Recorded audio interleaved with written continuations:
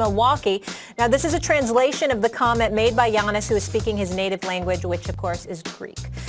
This is a statement that I've never made before. If LeBron and Kevin Durant and Anthony Davis came to Milwaukee, I would have been good with that.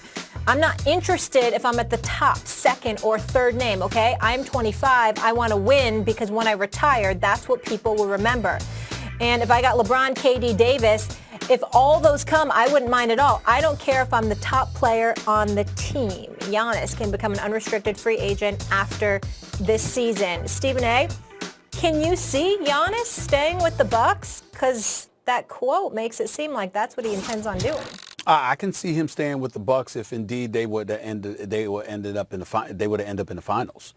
Because I think that he'd realize that he's got a legitimate shot to win it all. And I think that's how he views it. Getting to the conference finals might be an accomplishment, but in the same breath, when you consider the questions that we've had about the Eastern Conference historically, it was a foregone conclusion that whoever came out of the East was going to lose to the powers in the West, whoever that team may be, whether it be Golden State or in last year's case, the Los Angeles Lakers. That's just how you view it. Toronto was an aberration because KD obviously got hurt and Klay Thompson went down in Game 6 despite having 30 in the third quarter. But when you look at the Milwaukee Bucks right now, if you're Giannis, if Middleton shows up and be that bona fide number 2 or number 3 now that Drew Holiday is there, a career 45% shooter from the field, the 35+% shooter from three-point range, and considered one of the best two-way players and one of the elite defenders this game that exists in this game today.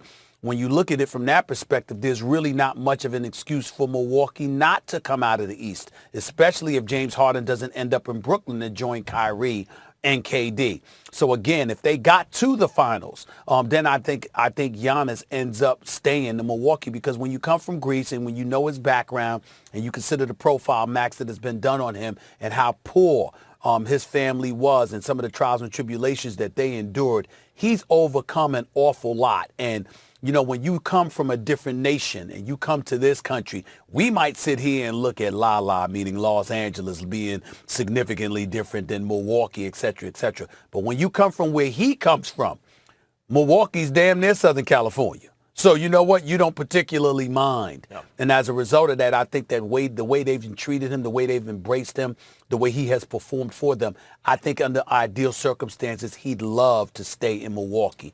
But they've got to win, and I think they've got to come out of the East in order to keep him in Milwaukee long term. First of all, Giannis' statement, Giannis is that dude. A back-to-back MVP talking about, I could be the 4th best player on the team. I'm trying to win championships. That's what people remember. He's absolutely right. He wants it to be in Milwaukee. I'm going to address what you just said. He's not going to stay in Milwaukee. And the reason he's not going to stay in Milwaukee was because there's a tide in the affairs of men, Stephen A., which, taken at the flood, lead on to great fortune, right?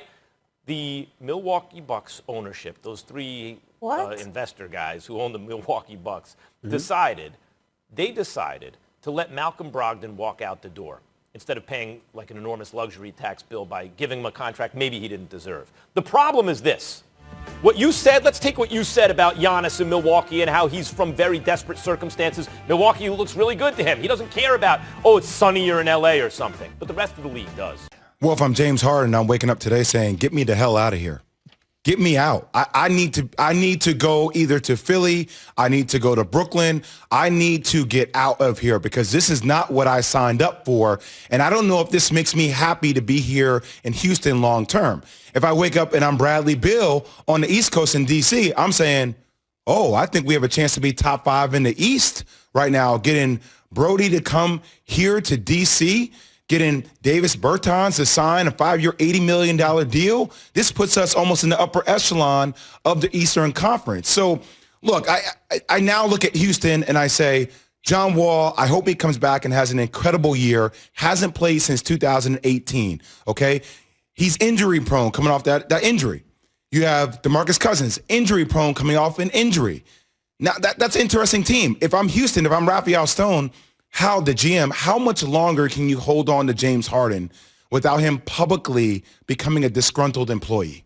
So if he's at a post presser every single day, when you know he's going to be asked this question over and over and over again, are you happy here? Eventually Harden's going to tell you how he feels. Do you lose trade value the longer you hold on to him? Or now you're starting to look at the Brooklyn situation and say, hey, Karis LeVert, Spencer Dinwiddie, Jared Allen, some future first-round picks. Maybe that is enough for a guy like James Harden, because I feel like James Harden has given his heart and soul to Houston. James Harden deserves to have a shot at winning a world championship, and that will not occur in Houston. He has a better chance of doing that with Brooklyn or Philadelphia. Do the right thing for James Harden. Do the right thing for James. Do the right thing for James. I look at it and say, you know what? This is kind of like for Westbrook going east and Wall going to Houston, they kind of just swapped contracts and players of that style to me. I mean, you get a healthy guy versus a guy that you really don't know a whole lot about unless they've had some private workouts of some sort on video where they've had an opportunity to see him bounce and run around where they can say, okay, I think we're getting a 2018 John Wall pre-injury, so we're okay with that. Boogie Cousins, on the other hand, we know what that, not only from an injury standpoint, but also from an in-shape standpoint, what that's going to look like. In terms of James Harden, and I've always said this, and I will continue to say it until I die, professional athletes, the moment that they tell organizations that they don't want to be there, the organization will try the best to move them.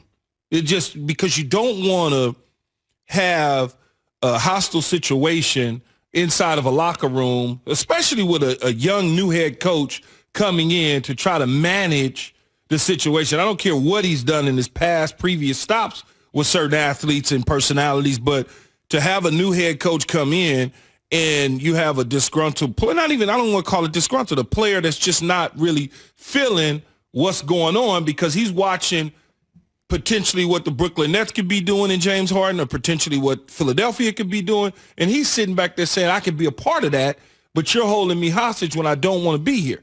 I think Raphael Stone will get around to figuring out how to move James Harden. You got to go one piece at a time. It's too much to try to, just to digest when you have to deal with Westbrook, which was probably the easier deal to get done, and you got Harden, both of them on the same table, and you trying to navigate through that.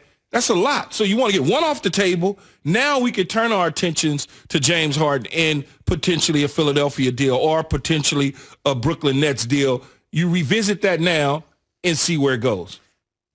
Let me tell you this. Right now with John Wall, because of the injury, he slipped and fell at his home. He had a ruptured Achilles. I thought Dustin Johnson was the only guy that could use that as an excuse if you're a golf fan out there. But 3 years, $132 million. You don't exactly know what you're getting. You know Russ obviously is a huge deal that's worth more than $130 million left on his deal as well. But we know what we've gotten from Russell Westbrook. At this point, 3 years, $132. We don't know what we're going to get from Wall. Go ahead. I was just going to say, I just know somebody else who slipped and fell and then was out of work for 2 days. You almost got cussed out. Man, What? He just... You slipped and fell at the house. You rolled your ankle. You're out for 2 days. That's all I'm saying. DJ slipped and fell at Augusta. Key slipped and fell in Brooklyn. And John Wall did so in and around the district. Because you're trying to sell a narrative to the people that's listening and looking as if I'm clumsy and non-athletic. No, you're extremely athletic. And I'm not going to have you doing that. Your dog came underneath you and you didn't see him early in the morning. I'm just saying it happens. It's feasible. That's all. No doubt. We're always having fun. So just quickly to go back, you don't know what you're going to get from Wall, as I mentioned, the 700 days, 3 years, 132. But let me ask you it from this particular standpoint, Jay, from an NBA perspective. The Wizards, this wasn't really talked about much because they haven't been talked about much. They were in the bubble. They played 8 games. They lost 7 of the 8 games. It basically took them to the Wall was the Eastern Conference semifinals. I'm not pinning that on Wall. I'm just saying that this is a team that is there's a shot of adrenaline that needs to come into this team's arm. And to have somebody, with somebody as exciting as Westbrook, playing at 100 miles an hour like Westbrook, the entertainment factor, I just think there's something here for Washington, even though everybody's talking about what it means for Houston, the residual for Harden. For Washington, they need to be relevant, and this gives them some relevancy. And first off, to all the haters out there, Key, everybody with all these different narratives, you were talking about narratives before, well, Brody isn't a guy that helps the culture of your team. That's wrong. Brody does help the culture of your team. Let's talk about what happened to him. He started off slow this year, okay? Then he came on hot. Then he got COVID, missed some time in the bubble, came into the bubble, did decently to come in.